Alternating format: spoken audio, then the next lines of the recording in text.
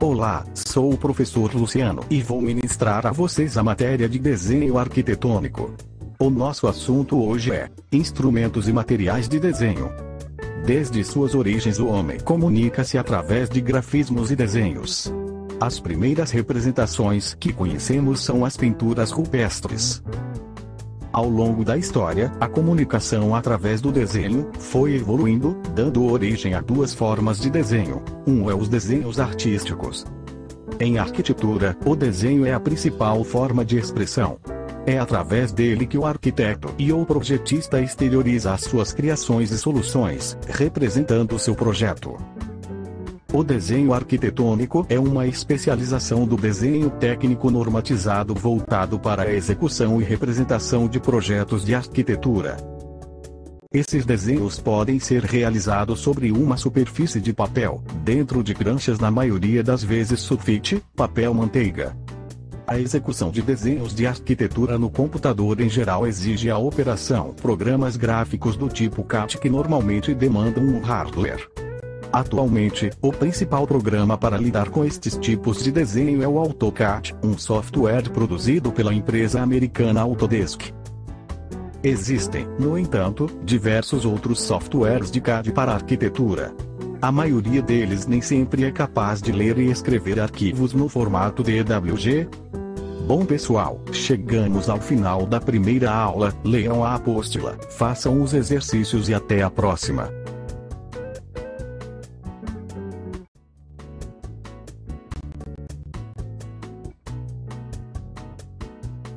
Olá, sou o professor Luciano e vou ministrar a vocês a matéria de desenho arquitetônico. O nosso assunto hoje é instrumentos e materiais de desenho. Desde suas origens, o homem comunica-se através de grafismos e desenhos. As primeiras representações que conhecemos são as pinturas rupestres. Em arquitetura, o desenho é a principal forma de expressão. É através dele que o arquiteto e o projetista exterioriza as suas criações e soluções, representando seu projeto. O desenho começou a ser usado como meio preferencial de representação do projeto arquitetônico a partir do Renascimento. Esses desenhos podem ser realizados sobre uma superfície de papel, dentro de pranchas, na maioria das vezes sulfite, papel manteiga, vegeta ou computador. Do modo convencional, são executados sobre pranchetas, com uso de réguas, esquadros, lapiseira, compasso, caneta de nanquim. A execução de desenhos de arquitetura no computador em geral exige a operação programas gráficos do tipo CAD que normalmente demandam um hardware robusto. Existem, no entanto, diversos outros softwares de CAD para arquitetura. A maioria deles nem sempre é capaz de ler e escrever arquivos no formato DWG. Além de programas CAD destinados ao desenho técnico de uma forma geral, como o AutoCAD e o MicroStation, também existem softwares designados especificamente para o trabalho de projeto, como o ArchiCAD, o ArchiStation, o Vectorworks, o Revit, entre outros. Leiam a apostila, façam os exercícios e até a próxima.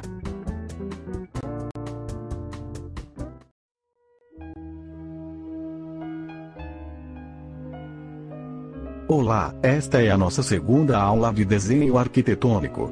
Hoje falaremos sobre descrições e usos esquadros, régua tetanígrafo e régua paralela.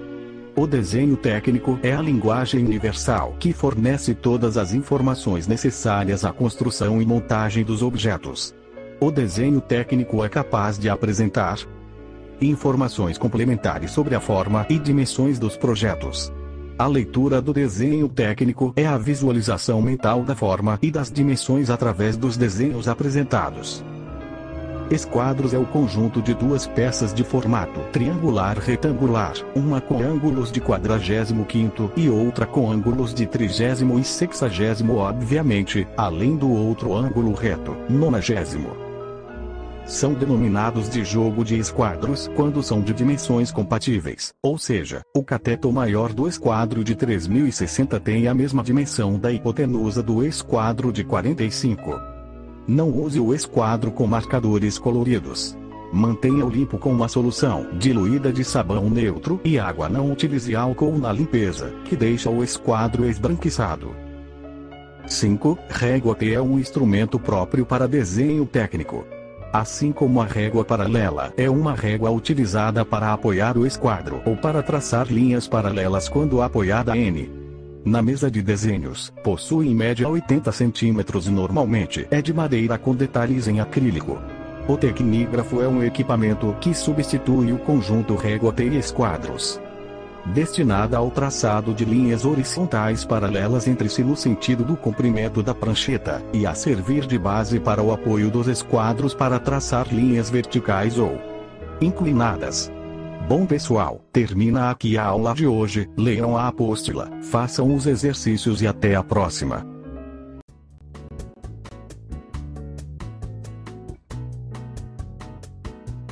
Olá, hoje é a nossa terceira aula e falaremos sobre prancheta, régua comum, compassos, lápis e grafite. Prancheta é um suporte portátil usado para fazer desenhos de projetos em geral, arquitetura, instalações, mesa de desenho ou estirador, estrutura, entre outros. Para cobrir pranchetas, normalmente pode-se usar o seguinte: 1. Coberturas de vinil, que fornecem uma superfície de desenho suave e uniforme. Furos de alinhamento e cortes ficam naturalmente encobertos. 2. Revestimento e fórmica ou material resistente similar, sem imperfeições de superfície. Régua comum, instrumento de madeira, marfim, celuloide, metal, etc., de superfície plana e arestas retilíneas, próprio para traçar linhas retas. Compassos para circunferência. O lápis comum de madeira e grafite também pode ser usado para desenho. O lápis deve ser apontado, afiado com uma lixa pequena e, em seguida, ser limpo com algodão, pano ou papel. O lápis comum de madeira e grafite também pode ser usado para desenho. O lápis deve ser apontado, afiado com uma lixa pequena e, em seguida, ser limpo com algodão, pano ou papel. Os lápis são classificados por número e por letras. Por exemplo, H é lápis duro e B é macio. Lapiseira tradicional. Devido ao seu grafite relativamente espesso, ela facilita o traçado de diversos pesos de linhas nítidos. Lapiseira mecânica utiliza uma mina de grafite, que não necessita ser apontada. Ela é utilizada para o traçado de linhas nítidas e finas se você girá-la suficientemente. Enquanto desenha. Bom pessoal, leiam a apostila, façam os exercícios e até a próxima.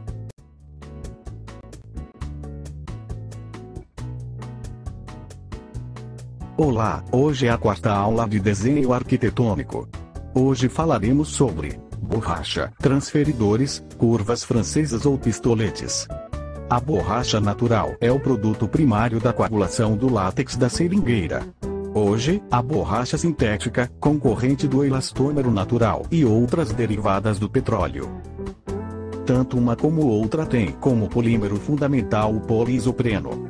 A diferenciação se dá por adição de pigmentos e processos de vulcanização com graus distintos. Transferidores. Transferidor é um material muito usado para medida e marcação de paredes. É composto basicamente por uma escala circular, ou de seções de círculo. Seu uso é diversificado, tendo emprego em educação, matemática, engenharia, topografia, construção e diversas outras atividades que requeiram o uso e a medição de ângulos. Os fixos. Transferidor de tricentésimo sexagésimo. Transferidor de centésimo octogésimo. Transferidor de nonagésimo. Móveis. Transferidor de ângulo com ou sem relógio. Cabe notar que os transferidores podem marcar os ângulos não somente em graus, mas também em milésimos. Existem diversos modelos de transferidores com aplicações em aeronáutica, astronomia, escolar, engenharia, navegação, topografia, trigonometria. A curva francesa é um gabarito com vazados curvos, combinando diversos raios.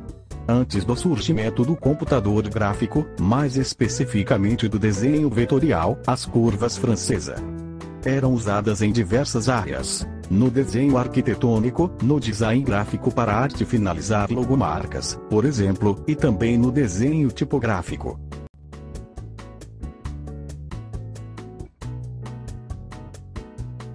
Chegamos à nossa quinta aula de desenho arquitetônico. Falaremos sobre Caneta para uso de tintas normógrafo, gabaritos. Canetas esferográficas ou esferográficas são um tipo de caneta cuja tinta umedece uma esfera rolante que desliza sobre a superfície. Na evolução da caneta, o uso de uma esfera na ponta possibilitou um avanço que popularizou o uso deste instrumento de escrita, e substituía com vantagem a caneta tinteiro. Com a invenção da caneta, as pessoas passaram a escrever cartas, postais e livros. Hoje em dia a caneta é usada nas escolas para escrever apontamentos e fazer testes. O normógrafo é um instrumento auxiliar para desenho. O tipo mais comum é o normógrafo para desenho de caracteres, porém há outros destinados ao desenho de formas geométricas. Pode ser uma régua vazada através da qual se desenham as letras e números, ou então uma régua com sulcos no formato dos caracteres, que são transferidos para o papel através de um instrumento denominado de arranha para normógrafo. O normógrafo do tipo sulcado é utilizado principalmente para desenho técnico e era muito utilizado nos escritórios de engenharia e arquitetura antes da popularização da computação gráfica e dos sistemas CAD para a representação de legendas e letreiros. G. Terreno: o contorno do edifício que vai ser construído. O gabarito é feito a partir da planta do piso. Até a próxima.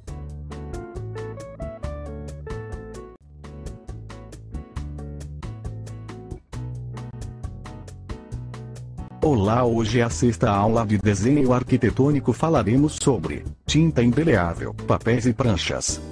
Tinta indelével que não pode ser apagado, durável. O papel é um material constituído por elementos fibrosos de origem vegetal, geralmente distribuídos sob a forma de folhas ou rolos. Tal material é feito a partir de uma espécie de pasta desses elementos fibrosos, secada sob a forma de folhas, que por sua vez são frequentemente utilizadas para escrever. Existem vários tipos de papéis utilizados para o desenho técnico de arquitetura. Os formatos e a gramatura podem variar de acordo com cada fabricante.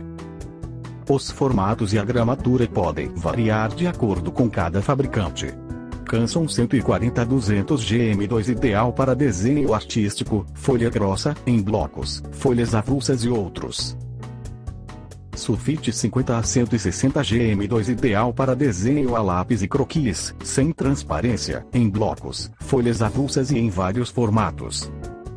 Manteiga ideal para croquis, com boa transparência, em blocos, folhas avulsas e em vários formatos ou rolo. Vegetal ideal para projeto final, com ótima transparência, em blocos, folhas avulsas e em vários formatos ou rolo. Leiam a apostila, façam os exercícios e até a próxima.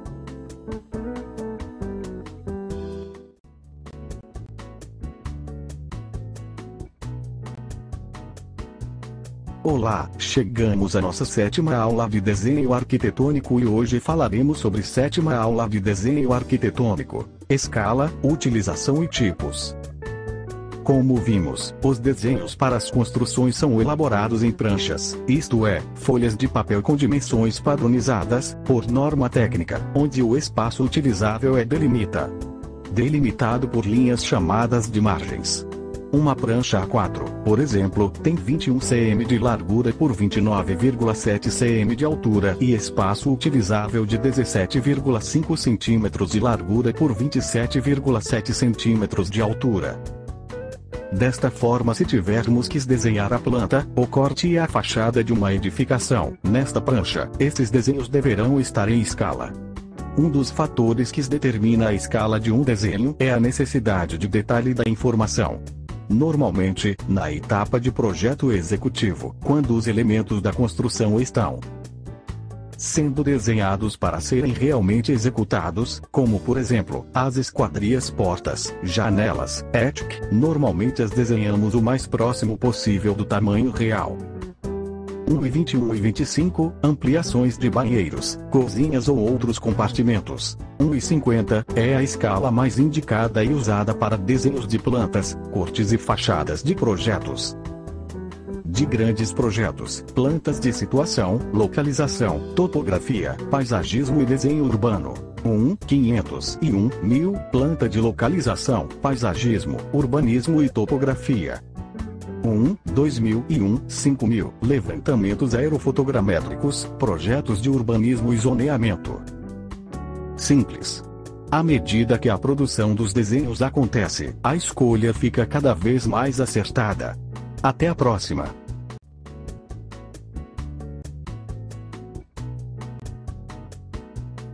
Olá, esta é a 8ª aula de desenho arquitetônico e hoje falaremos sobre grandeza representativa da escala, figuras geométricas, arte e arquitetura. Temos alguns elementos comuns a todos os regimes daquele período: a monumentalidade, a propaganda do Estado, a compassidade. A monumentalidade foi trabalhada de diversas maneiras de modo a impor a grandeza do regime, ao mesmo tempo pela grandiosidade e pela opressão representada pela escala desumana. Nem sempre o que estamos vendo pode ser reproduzido no papel em tamanho real. Muitas vezes precisamos reduzir o tamanho real, caso contrário, o objeto vai aparecer deformado. A base para a maior parte do desenho arquitetônico é a linha. Destacar linhas, traços, esses detalhes fazem diferença em um projeto ou desenho. Figuras geométricas são figuras planas e não planas, ou seja, espaciais. São os paralelepípedos compostos de retângulo, são os cubos compostos de quadrados. As espaciais elas ficam apoiadas também, ms apoiadas com um conjunto de figuras. As espaciais todas ficam em pé, elas não ficam deitadas como as planas. Nas figuras geométricas tem vértices, arestas e faces, mas a esfera não tem, porque ela é redonda. Podemos citar polígonos, trapézio, paralelogramo, retângulo, quadrado, losango, paralelepípedos e cilindros. Leiam a apostila, acessem o AVA e até a próxima.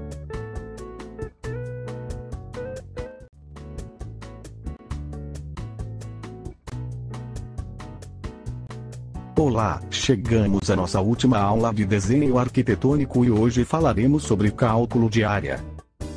Imagine a seguinte situação: aproveitando uma promoção de uma loja de materiais para construção, uma família resolve trocar o piso da sala de sua residência. Sabem também que o ladrilho desejado é quadrado, com 25 centímetros de lado. Quantos ladrilhos serão necessários para ladrilhar o piso da sala inteira? A área é a denominação dada à medida de uma superfície. Na situação acima estamos nos referindo às áreas da sala e do ladrilho. Denominamos de triângulo a um polígono de 3 lados. A letra H representa a medida da altura do triângulo, assim como letra B representa a medida da base. A área do triângulo será metade do produto do valor da medida da base, pelo valor da medida da altura. Com H representando a medida da sua altura e com B representando a medida da sua base, a área do paralelogramo pode ser obtida multiplicando-se B por H. Se você dispuser do valor das medidas H e B, você poderá utilizar a fórmula do paralelogramo para obter a área do losango. Bom pessoal, este é um assunto um tanto amplo, mas você poderá se aprofundar mais